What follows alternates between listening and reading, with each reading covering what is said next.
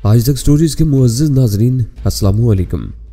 मुअज़्ज़िज़ नाज़रीन इकराम, इससे पहले आप इस कहानी की 116 इकसात सुन चुके हैं। अब किस्त 117 मुलाहिज़ा फरमाएं। दीवार से टकराकर बुरी तरह गिरने के बावजूद उसका पिस्तौल उसकी पतलून की अकबी जेब में उसी तरह अड़सा हुआ था। मुझे यकीन था कि अगर पिस्तौल उसकी जेब से निकल जाता तो सुल्तान शाह उस पर कब्जा करने में जरा भी ताख़ीर न करता। फिल बिगड़े हुए खौफनाक चेहरे के साथ दहाड़ता हुआ कालीन से उठ रहा था, तो मैंने दूसरे वार के लिए उसे पेशकदमी का मौका देने के बजाय खुद पहल करने का फैसला कर लिया। और जब वो सीधा खड़ा होने की कोशिश कर रहा था तो मैंने बिजली की सुरात के साथ आगे बढ़कर उसके पेट के निचले हिस्से में पूरी कुव्वत से लात रसीद की, जिस पर उसके हल्क से इस्तरारी तौर पर एक करेहा चीख आसाद हुई, मगर मेरी टांग उसकी वहशियाना गिरफ्त में आ गई। गुस्से और जलाहट में उसने मेरी टांग को बेरहमी से मरोड़ते हुए उस तरह झटके देने शुरू किए जैसे वो पूरी टांग किसी जोड़ से उखाड़ देना चाहता हो। मैंने दोनों हथेलियां कालीन पर टिकाकर अपने जिस्म को करतबी अंदाज में बल देते हुए खुद को गोया उस अजीज से बचाने की कोशिश की, मगर उसकी लम्हा बलम्हा मजबूत होती गिरफ्त से बुखलाकर मुझे अपनी आज़ाद टांग का भी खतरा मोल लेना पड़ता और मैंने अपनी हथेलियों पर अपने जिस्म का तवाज़ुन संभालते हुए दूसरी टांग से उसके चेहरे पर लात रसीद कर दी। उस मरतबा वो बेखबर नहीं था। वो मेरी लात की ज़रब से अपना चेहरा तो न बचा सका, मगर मेरी पुश्त पर एक जोरदार ठोकर रसीद करने में कामयाब हो गया। उस दौरान में सुल्तान शाह अपनी जगह बैठा वो तमाशा देखता रहा। वीरा अपनी जगह पिस्तौल संभाले खामोशी के साथ वो खेल देखती रही। उसकी आंखों से लातलकी और सख्त गिरी छलक रही थी, लेकिन ख्याल था कि वो जल्द अज जल्द मेरी बालदस्ती और कामयाबी की मुंतज़िर थी। मैं पुश्त पर पड़ने वाली ठोकर से संभाला लेकर दोबारा उसके मुकाबले आया तो मेरा ज़हन बिल्कुल साफ था। वीरा फिल से गुफ्तगू करते हुए मुझे बहुत कुछ समझा चुकी थी। एडी के मरने के बाद हमारे सामने सिर्फ वही दोनों रह गए थे। अगर हम फिल को बेदस्तो पा करने में कामयाब होते तो वीरा की हमदर्दियां हमारे साथ होती। वो पहले ही फिल को खबरदार कर चुकी थी कि उसके बाद वो तनहा हम दोनों को न संभाल सकेगी। इस तरह वीरा ने किसी न किसी को अपनी गैर जानिबदारी का यकीन दिलाने की कोशिश की थी। शायद उसे अंदाजा था कि उस इमारत में कहीं न कहीं डिक्टाफोन नस्ब थे जिन पर सारी गुफ्तगू कोई सुन रहा था। लिहाजा उसने अपनी बातों से सुनने वालों को यह तासर देने की कोशिश की थी कि फिल उसके रोकने के बावजूद अपनी शहजोरी के मुजाहरे पर अड़ गया था, और अगर वो ज़ेर कर लिया जाता तो वीरा हमारे फरार के मामले से बड़ी हद तक बरी जिम्मा हो सकती थी। लेकिन उस बारे में मुझे ज़्यादा गौर करने की मोहलत नहीं मिल सकी। फिल इस बार इस्तियाल के आलम में किसी पेशावर बॉक्सर की तरह फिजा में अपने दोनों मुख के हिलाता हुआ मेरी तरफ लपका था। मैंने दोनों हाथ बड़ी तेजी के साथ फिल के मुक्कों से बचाने की कोशिश की, मगर उसने अचानक ही मेरी तरफ मेरे चेहरे पर ऐसा ज़बरदस्त मुक्का रसीद किया कि मेरा सर हिल कर रह गया और मेरी आंखों के सामने सितारे गर्दिश करने लगे। मैं लड़खड़ाता हुआ बाएं पहलू के बल नीचे गिरा। उस लम्हे मुझे अपने दुखते हुए जबड़े के सिवा कुछ याद नहीं रहा था, और मैं गिरते गिरते भी गर्दन झटक कर अपनी आंखों के सामने फैली धुन को साफ करने की कोशिश कर रहा था ताकि फिल के अगले हमलों से अपना बचाव कर सकूं जो मेरे लिए मोहलक भी हो सकते थे। उसी वक्त मेरे कानों में वीरा की ललकारती हुई सख्त आवाज़ गूंजी, खबरदार, तुम अपनी जगह बैठे रहो, यह बराबर का मुकाबला है। अगर तुमने दखल अंदाजी की कोशिश की तो गोली मार दूंगी। वीरा ने वो फिक्रा उर्दू में अदा किया था जिसका मतलब था कि उसका मुखातिब सुल्तान शाह था। जब तक मैं हावी रहा वो तमाशाही बना रहा, लेकिन जब मुझे मगलूब होते देखा तो शायद उसने मेरी हमायत में फिल से भिड़ जाने का फैसला कर लिया था। जब भी वीरा ने उसे रोका था उस वक्त मैं अपने तहफ़्फ़ुज़ की जंग लड़ रहा था, जिसके नतीजे पर न सिर्फ मेरी आसादी बल्कि शायद सुल्तान शाह की जिंदगी और मौत का भी इन्हिसार था। जबकि फिल सिर्फ अपनी ताकत के घमंड में लड़ रहा था। मुझे ज़ेर करने से ज़्यादा वो वीरा को अपनी जीदारी से मरूब करना चाहता था। लिहाजा मेरे जबड़े पर एक शदीद ज़र लगाने के बाद उसके कदम ज़रा धीमे हो गए थे, जबकि मुझे अपना चेहरा बिगड़ने का खौफ सता रहा था। मैं एक बार फिर अपने कदमों पर खड़ा हो गया और इस बार हम दोनों एक दूसरे से बुरी तरह गुत्थम गुत्था हो गए। फिल ने मेरी बगलों के नीचे से हाथ डालकर मेरी पसलियों को अपने आहनी बाजू में खींचना शुरू कर दिया, जैसे जोर लगाकर मेरी पसलियां तोड़ देने का इरादा रखता हो। मेरे दोनों हाथ उसकी गिरफ्त से आज़ाद थे, मगर मैंने महसूस कर लिया था कि चंद ही सानियों में मेरा सांस सीने में घुटना शुरू हो जाएगा और मैं फिल की गिरफ्त में मफलूह होकर रह जाऊंगा। मैंने आखिरी कोशिश के तौर पर अपने दोनों हाथों को पूरी तरह इस्तेमाल करना शुरू कर दिया। उस वक्त मेरे जहन में फिल के पिस्तौल के मुहिब थाने ने सर उभारा। याददाश्त का वो खाना ताज़ा होते ही मेरे दोनों हाथ फिल की पतलून की अकबी जेब में उड़से हुए पिस्तौल के दस्ते पर चम गए। गनीमत यह था कि उस वक्त तक मेरी दाहिनी हथेली के जख्मों पर खरिंड जम चुका था, वरना इतनी जोर आजमाई के बाद जख्मों से दोबारा खून जारी हो गया होता।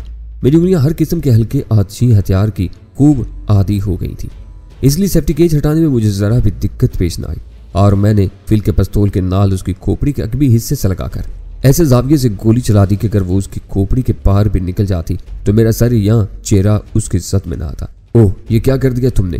फायर का धमाका होते ही वीरा की तहय्युर सता चीख उभरी थी। फिल चाहता तो तुम्हारे बदन को हाथ लगाए बगैर तुम्हें गोली मार सकता था।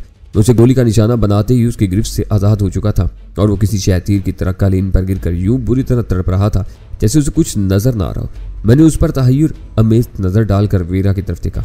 मेरा ख्याल था कि उसने मुझे फिल की जेब से पिस्तौल निकालते देखा था और अगर उसे बचाना चाहती तो ऐन वक्त पर झपट कर उस पिस्तौल पर कब्जा कर सकती थी, लेकिन वो तो यूं अनजान बन रही थी जैसे उसने फायर के धमाके से पहले कुछ भी न देखा हो। उस वक्त मेरा सांस पूरा हुआ था, असाब पर सनसनी तारी थी और जहन कुछ मऊफ सा हो रहा था। इसलिए मेरी जुबान से वीरा के बारे में कोई तलख तबसरा निकलने वाला था कि उसने ऐन वक्त पर आंखें निकालते हुए हाथ के इशारे से मुझे खामोश करवा दिया और मैं झुरझुरी देकर दोबारा अपने हवास में आ गया। मुझे याद आ गया कि वीरा कुछ ना जानते हुए भी शी के मवासलाती शोबतों से खाद थी और हम तमाम तर अमली हमदर्दियों के बावजूद जुबानी तौर पर गैर जानबदार रहना चाहती थी। फिल अहमक था और मैं अहमक नहीं हूँ, इसलिए उसका पिस्तौल मेरे हाथों चला है। मैं मुसल्ला होता तो खुद उससे अपने करीब ना आने देता। मैंने सूरत हाल का अंदाजा करते ही बरजस्ता जवाब दिया, और अब तुम भी आइंदा मुझे ना धमका सकोगी। अपना पिस्तौल नीचे गिरा दो। इस वक्त तक फिल का बदन तड़प तड़प कर साकत हो चुका था। फिल के अंजाम पर मुझे दुख है, मगर वो वाकई एक अहमक बुल फाइटर था। मुझे तुम अपनी धमकियों से मरूब नहीं कर सकोगे। हिम्मत है तो चला दो गोली मुझ पर। वो मुस्कुराते हुए बोली, यही काम मुझसे ना हो सकेगा। मैंने एक गहरा सांस लेते हुए कहा, समझ में नहीं आता कि तुम मेरी दोस्त हो या दुश्मन। अगर यूं ही अपना कैदी बनाना था तो फ्लैट से हवालात और फिर वहां से ये ड्रामा रचाने की क्या जरूरत थी? जब चाहती अपना कैदी बना सकती थी। मुझे खुद इल्म नहीं था कि तुम हवालात से फरार होकर किधर गए हो। वो मुसालियाना लेजम बोली, तुम जिन लोगों के कैदी हो उन्हीं को मैं भी जवाबती हूँ, लेकिन मुझे कभी इल्म नहीं था कि तुम यहाँ क्या, तो फिर यहाँ क्यों आई हो? मैंने चुपते हुए लहजा में सवाल किया। अनजाने में यूं दूसरी बार सामना हुआ है। वो संजीदगी के साथ बोली, सुना है कि हिशाम में शोन मैकार्थी के मकान में तुम ही छुपे हुए थे और मेरे आदमी का मुहासरा तोड़ कर निकल भागे थे। ओह, तो वो तुम्हारे आदमी थे? मैंने मसनूई हैरत के साथ कहा। बहुत सख्त मुकाबला था। मुकद्दर यावर था कि बारूद की बरसात में हम सही सलामत निकल जाने में कामयाब हो गए थे और अब मैं यहाँ से कैदी को ले जाने के लिए आई थी। मुझे बताया गया था कि यहाँ 2 में से एक कैदी सरकश है, उसी को साथ ले जाना है। वो बोली, ये कैसे पता चलता कि हम में से कौन सरकश है? मैंने सवाल किया। जख्मी कैदी को यहीं छोड़ना था। जाहिर है कि तुम्हारा हाथ जख्मी है, लिहाजा सुल्तान मेरा मतलूब आदमी है, उसने कहा। उसके बावजूद दुश्वारी होती तो हस्बे जरूरत मास्टर बेडरूम में किसी जरिए से हदायत मिल सकती थी, लेकिन मैं उसकी कोई जरूरत महसूस नहीं करती। मैं सब कुछ मान सकता हूँ, लेकिन ये बात मेरे लिए काबिल कबूल नहीं हो सकती कि हिशाम के बाद दूसरी बार तुमको बेखबर रखकर यहाँ मेरे मुकाबले लाने की कोशिश की गई। मैंने मजबूत लहजे में कहा, तुम शी में इतनी भी बेवुक्कत नहीं हो कि तुम इस तरह किसी बेवुक्कत मोहरे की तरह इस्तेमाल किया जा सके। मामलात बड़ों के हाथों में हों तो उनसे ज्यादा अजीब वाकयात जन्म ले सकते हैं। तुम अब तक यही अंदाजा नहीं लगा सके कि इस वक्त किसके कहती हो। वो कदर तुरुश लहजे में बोली, अगर तुम पीटर एंच को अपना बड़ा समझती हो तो तुम्हारा ख्याल दुरुस्त है। मैंने डिक्टाफोन पर सुनाने के लिए वीरा को टटोलने की नीयत से कहा, क्योंकि जिमी लॉयड ने मुझे अपना वो मफरूजा नाम इस्तेमाल करने की इजाजत दी हुई थी। पीटर एंच? वीरा तनफ्फुर अमेज अंदाज में होंठ सिकोड़ कर बोली, उस बैरूपिये को तो मैं इस काबिल ही नहीं समझती कि उसे शी के तंजीमी ढांचे में कोई भी मकाम दूं। वो किराए का टट्टू है और मुआवजे पर अक्सर शी के लिए आर्जी काम सर अंजाम देता रहता है। बदकिस्मती से मैं उसी किराए के टट्टू का कैदी हूँ। मैंने इस्तेज़ाइया लहजे में कहा। मुझे हैरत थी कि वीरा पीटर एंच से वाकिफ होने के बावजूद उसे जिमी लॉयड की हैसियत से पहचानने से कासिर थी, जबकि पीटर एंच के चेहरे का एक नक्श लॉयड्स कॉटेज में मिलने वाली जिमी लॉयड की तस्वीर से मुशाबा था। ये तुम्हारी कुछ फहमी है, वीरा पुरअतमाद लहजे में बोली। उसे तुम्हारे अगवा के सिलसिले में इस्तेमाल किया गया होगा, मगर तुम उसके कैदी नहीं हो सकते। वो बेचारा तो सर्कस का एक भांड है जो बरसों बज़ाकता से मेकअप करके स्टेज से लोगों को हंसाता रहा है और अपनी चालबाजियों पर झूठे मोटे जराइम भी सफाई के साथ करता रहा है। उसकी इससे ज्यादा कोई वक़्त नहीं है। तुमने कभी उसे स्टेज पर देखा था? देखा नहीं, लेकिन हर एक से उसके माजी के बारे में यही एक कहानी सुनी है और वह अब भी बहुत कामयाबी के साथ अपना चेहरा बदल सकता है। मैं दिल ही दिल में जिमी लॉयड की यारी की दाद दिए बगैर नहीं रह सका। शी की निचली सफ़ों में शामिल रहने के लिए उसने पीटर एंच के नाम से अपने बारे में ऐसे मफरूजी कहानियां फैलाई हुई थी कि उस पर शी का सरबराह होना तो कुजा कोई जिम्मेदार रुकन होने का भी शुबा नहीं किया जा सकता था, जबकि मैंने उसे बहुत करीब से उसके असल चेहरे जिमी लॉयड की हैसियत से पहचाना था। पीटर एंच इसी कदर हकीर और नाकारा आदमी है तो उसकी रसाई शी के किसी ट्रांसमिशन सिस्टम तक भी तो नहीं होनी चाहिए। मैंने चैनल करने वाले लहजा में सवाल किया। जिस ट्रांसमीटर पर पीटर एंच की आवाज़ सुनाई दी जाए समझ लो कि उसकी तबाही का वक्त करीब आ गया। उसका एक एक लफ्ज़ पुरएतमाद था, यानी वो बेखुलूस के साथ वही कुछ कह रही थी जो उसके दिल में था। फिर यहाँ 2 लाशों की पूजा करने के बजाय मेरे साथ मास्टर बेडरूम में चलो और अपने मतलूबा आदमी के बारे में किसी से तस्दीक करने की कोशिश करो। सब कुछ खुद ब खुद वाजे हो जाएगा। मैंने कहा जरूर चलो, मगर ये लाशें, वो सोच में पड़ गई। हमारी वापसी तक कहीं नहीं भागेंगी, तुम ख्वाबगाह में चलो। मैंने इसरार किया। तुम चुगत हो, वो चिढ़कर बोली। मुझे अब इनको ठिकाने लगाने का इंतजाम भी करना है। चलो ये भी दरियाफ्त कर लूंगी। मुझे इजाजत हो तो मैं अपने जख्म की मरहम पट्टी कर लूं। सुल्तान शाह ने हमें वहां से रवानगी पर आमादा पाकर मस्कीन सी आवाज में पूछा, इसे इजाजत है, लेकिन यह समझा दो कि ये किसी शरारत के बारे में हरगिज न सोचे, वरना मेरा रवैया बहुत सख्त और 2 टोक होगा। वीरा ने मुझसे मुखातिब होकर कहा, तुम मुतमिन रहो, हमारी दुश्मनी तुम्हारे साथियों से थी। उनके मर जाने के बाद तुम्हें हमसे कोई शिकायत नहीं होगी। मेरे और तुम्हारे मुरासिम का सुल्तान शाह भी लिहाज करता है, मैंने जवाब देते हुए कहा। सुल्तान शाह के टोकने पर मुझे दिल ही दिल में शर्मिंदगी हुई थी कि वीरा से गुफ्तगू में मसरूफ होकर मैं उसके जख्म को यकसर फरामोश कर बैठा था। मैंने जख्म साफ करने में उसकी मदद करना चाहिए, लेकिन वो इतना तंग दिल नहीं था। उसे सूरत हाल की नज़ाकत का पूरा एहसास था। फिर गोली ने उसकी पिंडली की हड्डी को कोई नुकसान नहीं पहुंचाया था, बल्कि गोश्त फाड़ती हुई गुजर गई थी। लिहाजा उसे उसकी ख्वाबगाह के दरवाजे पर छोड़कर मैं वीरा के साथ हो लिया। सुल्तान शाह मेरे और तुम्हारे कौन से मरासम का लिहाज करता है? रास्ते में वीरा मुतजस्सिस लहजे में अंग्रेजी में वो सवाल कर बैठी थी। उसे मालूम है कि हम खलवत में भी एक दूसरे के दोस्त होते हैं। मैंने धीमी और पुरख्याल आवाज में कहा, मुझे खुद अंदाजा नहीं कि तुम्हारे और गजाला के दरमियान मेरी क्या हैसियत है, लेकिन सुल्तान शाह इस बात का शाकी है कि मेरे दिल में गजाला का ख्याल दिन ब दिन कमजोर होता जा रहा है और उसकी गुमशुदगी की वजह से तुम ये खला पुर कर रही हो। क्या यह दुरुस्त है? उसने मेरी आंखों में देखते हुए सवाल किया। उसका लहजा में इश्तियाक से मटा था। फिर वो फौरन ही संभल गई, शायद उसे अपनी आवाज़ सुने जाने का ख्याल आ गया था। उसकी आवाज़ यक ब यक इस्तिज़ाइया होगी। मेरा नाम वीरा है रैनी। इस दुनिया में मर्द खुद को शाह समझते हैं और लड़कियां उनकी ख्वाहिशों की गुलाम तस्वुर की जाती हैं, मगर मैं मर्दों को खिलौना समझती हूँ और हर खिलौने से बहुत जल्दी इस कदर उकता जाती हूँ कि कुछ अरसे बाद जहन में दूर तक उसकी शनाख्त भी बाकी नहीं रहती। मुझे तुम अपने इश्क के जाल में नहीं फांस सकोगे। बस जब तक तुम्हें पसंद करती हूँ थोड़ी सी ढील देती रहूंगी, वो भी सिर्फ इसलिए कि मेरे बड़ों ने तुमको इस समारत का शरीफ कैदी करार दिया है।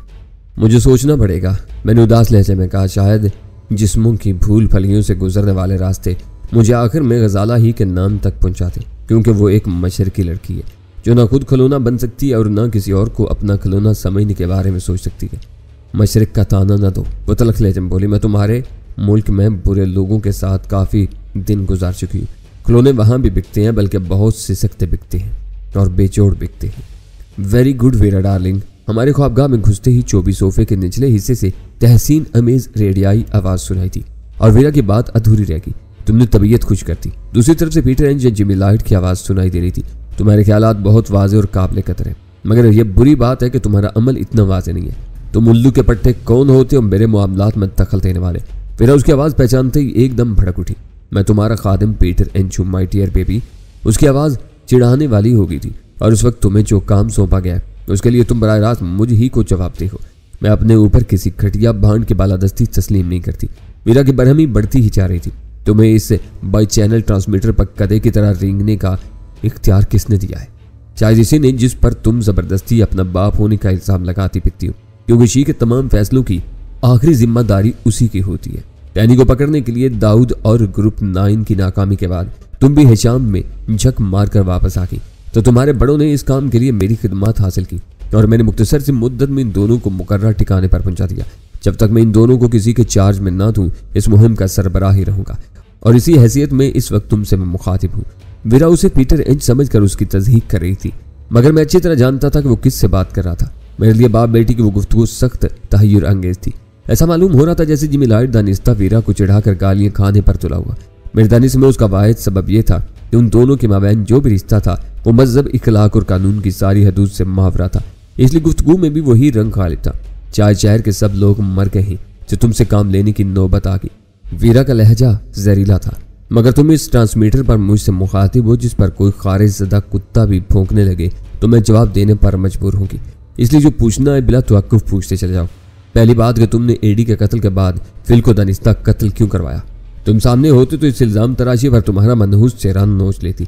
वीरा फिर चिराग पा होगी। मुझसे बात करना है तो होश में रह कर करो, वरना खामोशी से टेक्टाफोन पर सुन गुन लेते रहो। मुझे क्या जरूरत थी उसे मरवाने की? तुमने सुना नहीं कि वो एक खोंसे में टैनी का भेजा नाक के रास्ते बहाकर मुझ पर अपनी ताकत की दाग बिठाना चाहता था और मेरे समझाने के बावजूद बाज ना आया। ज्यादा ताकत अकल पर असरअंदाज होती है। वो तुम्हारी चालाकी न समझ सका, जबकि मैं तुम्हारा मकसद भाप क्या था। तुम बज़ाहिर उसे रोक रही थी, लेकिन दरहकीकत उसकी अना को उभार कर उसे मुकाबले पर उकसा रही थी। तुम इस मुहिम के सरबराह हो, लिहाजा अपनी रिपोर्ट के साथ मेरी उसकी गुफ्तगू का टेप भी भेज देना। मेरे बड़े खुद फैसला कर लेंगे कि मेरी नीयत क्या थी। मैं कोई टेप कहीं नहीं भेजूंगा। अपने मामलात की तुमसे खुद वजाहत चाहता हूँ। तुम्हारा कोई मामला नहीं। फिर अंसर मैरी के साथ जवाब दिया, किराए के लोगों को जवाब देना मेरी तौहीन है। जिनका मामला है वही मुझसे बाज पुरुष का हक रखते हैं। तुम्हारे दिल में डैनी के लिए नरम गोशा मौजूद है। वो मेरे इसी सवाल पर इनकार कर रही थी, मगर पीटर एंज के इस्तफसार पर चिढ़ गई। हाँ है, मुझे इससे मोहब्बत है। इस पर भरोसा न होने के बावजूद मैं इसे जिंदा देखना चाहती हूँ। तुम क्या बिगाड़ सकते हो मेरा और मेरे लिए? जिमी लॉयड ने वो सवाल एक बाप के जज्बे के साथ किया था। सामने होते तो सैंडल हाथ में लेकर जवाब देती। वीरा ने उसे एक मर्द का रवायती सवाल समझकर तलख लहजे में जवाब दिया। चौबी सोफे में पोशीदा स्पीकर पर पीटर एंच के एक गहरे सांस की आवाज उभरी। शायद वो वीरा से इतने तलख जवाब की तवक्का नहीं कर रहा था।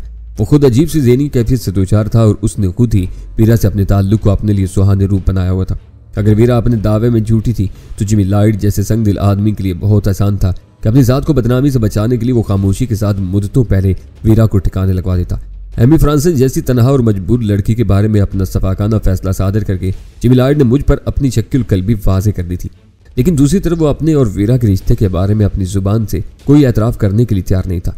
जब मैंने वीरा के दावे के सिलसिले में उससे सवाल किया तो वह बरहम हो गया था और उस वक्त भी वो बराह रास्त वीरा से हम कलाम होने के बावजूद उसे ये तक बताने पर आमादा नहीं था कि वो पीटर एंज नहीं बल्कि जिमी लॉयड था।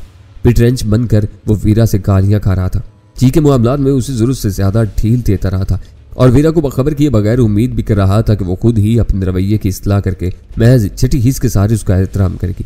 वो अजीब सूरत हाल थी। जो चाहता तो वीरा के सामने अपनी हकीकत का एतराफ़ करते हुए उसके सर पर हाथ रखकर सारा मामला खत्म कर सकता था।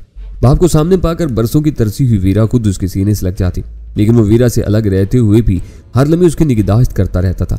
वो जराइम की दुनिया का बेताज बादशाह था। उसकी अपनी एक मखसूस सोच थी। वो वीरा को शफकत पिदरी न देने के बावजूद उसे अपने जानिशीन बनाने के लिए कोशा था। उस राह में वीरा के लिए सबसे बड़ी रुकावट उसका लड़की होना था, मगर जिमी लॉयड ने डॉन मार्सियानो के घिनौने किरदार में वीरा से करीब होकर उसे ऐसे बामुआवजा तजुर्बात से दो चार किया था कि अब वीरा बिल्कुल बेहिजाब हो चुकी थी। उसके नज़दीक उसका औरत होना या ना होना यकसा था, क्योंकि उसकी ज़ात से डॉन मार्सियानो ने वो जौहर ही खुरिज कर साफ कर दिया था जिसकी बिना पर औरत अपने औरत होने पर सदा नाज करती है। वो बाप था मगर खुद को बाप कहलवाने पर आमादा नहीं था। वीरा अपनी वल्दियत की मुतलाशी थी और कोई उसे अपनी बेटी तस्लीम करने के लिए तैयार नहीं था। मेरा ख्याल था कि उन दोनों के ताल्लुक की दरमियानी कड़ी उस कैद के दौरान में मेरे हाथ आ चुकी थी, मगर जिमी लॉयड के कहर और खौफ से मैं अपनी जुबान बंद रखने पर मजबूर था। ये मेरी बदनसीबी है वीरा कि तुम मुझसे इतनी मुतनफ़र हो। सीना चीर कर देखो तो तुम पीटर एंज के दिल में अपने लिए बहुत जगह पाओगी। जिमी लॉयड की आवाज़ सपाट होगी। कभी तुम्हारा सीना चीर सकी तो तुम्हारा दिल चील कौवों को ही खिलाओगे। मुझे तुम जैसे नकम्मे और नकारा आदमी के दिल में बसने से कोई दिलचस्पी नहीं। मेरे लिए डैनी ही काफ़ी है।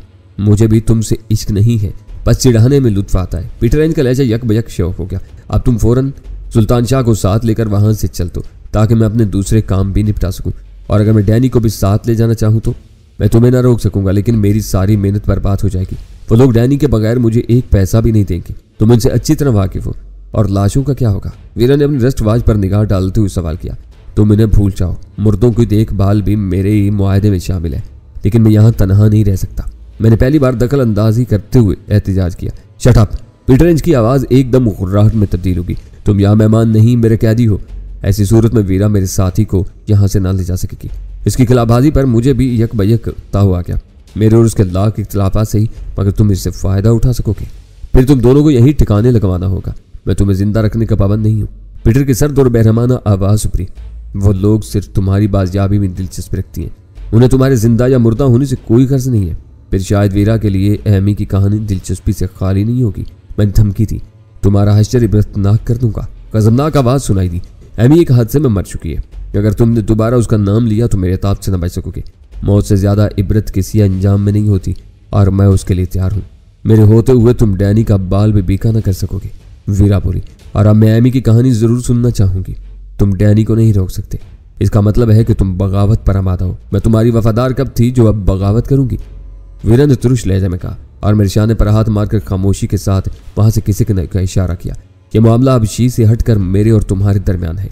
जिमी लॉयड या पीटर एंज की मुश्तिल आवाज़ सुनाई थी, और मैं किसी तरह की तुम्हारी रिपोर्ट या उन लोगों को दरमियान में लाए बगैर तुमसे खुद निपटूंगा। मुझे तुम्हारी मर्दानगी और जुबान पर भरोसा नहीं है। काश तुम अपने इस अहद पर कायम रह सको। वीरा वो अल्फाज अदा करते हुए मेरे पीछे ख्वाबगाह से निकल आई। मैं उससे कुछ पूछना चाह रहा था और उसे कुछ बताना भी चाहता था, लेकिन वो अचानक ही बहुत ज्यादा मोहतात और उजलत में नजर आने लगी थी। उसने इशारे से मुझे बिल्कुल खामोश रहने की हदायत की थी। हम दोनों तेजी के साथ सुल्तान शाह तक पहुंचे और उसे भी खामोशी से अपने साथ लेकर उस कैद खाने से नकासी के रास्ते की तरफ लिए। फसली चौबी दरवाजा मुकफ्फिल था। वीरा अपने दोनों साथियों के हमरा उस रास्ते से गुजरकर अंदर दाखिल हुई थी और 2 ही साथियों को वापस ले जा रही थी। फर्क सिर्फ इतना था कि उसके हमरा आने वाले अंदर पहुंचने के बाद जिंदगी की हरारतों से महरूम हो चुके थे और हमें कैद से रिहाई मिल रही थी। वीरा ने मखसूस अंदाज में ठहर ठहर कर पहले 3 मरतबा फिर 5 मरतबा उस चौबी दरवाजे पर अपनी पूरी हथेली की जरब से दस्तक दी थी और दरवाजा फौरन ही खुल गया था, जैसे उन दस्तकों से कोई मशीनी निजाम मुतहर्रिक हो गया हो। दरवाजे से बाहर चमकते हुए आसमान पर नजर पड़ते ही मैंने बेख्तियार कई गहरे सांस लिए और दरवाजे से गुजरना चाहा, लेकिन जिस लिबास में मलबूस 2 मुसल्लह मुहाफिजों ने मेरा और सुल्तान शाह का रास्ता रोक लिया। उनमें से एक के हाथ में अजीब साख्त की फुलादी चाबियां थी और दूसरा अपने शाने से लटकी हुई सब मशीन गन उतार चुका था और उन दोनों की इस्तिबाह अमेज नजरें हम पर जमी हुई थी। हट जाओ, वीरा ने उन दोनों के दरमियान से गुजरते हुए कहा। इन दोनों को मैंने अपने साथ ले जाना है, मगर मादाम हमें बताया गया था कि तुम एक को साथ ले जाओगे, दूसरा यहीं रहेगा। चाबी वाले सफेद फाम ने मोहतात और मोतबाना लहजे में वीरा को आगाह किया। फिर तुम्हारे साथ आने वाले भी कहीं नजर नहीं आ रहे, तो क्या यहाँ से जाने के लिए मुझे तुम दोनों को पूरी रिपोर्ट देना पड़ेगी? वीरा ने बरहमी के आलम में सवाल किया। तुम जानती हो कि हमें हदायत से सर मुंह निराफ की भी इजाजत नहीं है। हमको तो ये भी इल्म नहीं कि तुमको किसे ले जाना और किसे छोड़ना था, बात सिर्फ तादाद की है। वीरा ने उसीले अंदाज में अपने कोट के अंदरूनी जेब में हाथ डाला और बंद मुट्ठी में कोई चीज निकाल कर उनके सामने कर दी, जिसे देखते ही वो रुकू के अंदाज में उनके सामने झुकते चले गए और उसने अपने हाथ में थामी हुई चीज दोबारा उसी राजदाराना अंदाज में वापस अपनी जेब में डाल दी। हम दोनों उनके सीधे होने का इंतजार किए बगैर आगे बढ़ गए, मगर मेरे दिल में उस चीज के बारे में तजस्सुस जाग उठा था जिसे देखते ही मुहाफिजों का रवैया बदल गया था।